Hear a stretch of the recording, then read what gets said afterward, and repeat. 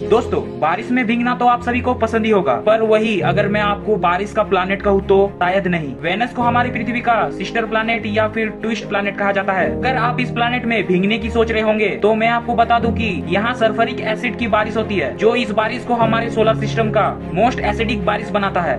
HD 189733b ये planet हमारी पृथ्वी से बहुत ही दूर है। इस प्लानेट में ग्लास की बारिश होती है और साथ ही इस प्लानेट में 8700 किलोमीटर प्रति घंटे की रफ्तार से हवाएं चलती है, जिसके कारण से जो ग्लास गिरती है वो हॉरिजॉन्टली ट्रैवल करती है। अमेजिंग। ऐसे ही और अमेजिंग फैक्ट्स जानने के लिए चैनल को सब्सक्राइब करना ना भूलें।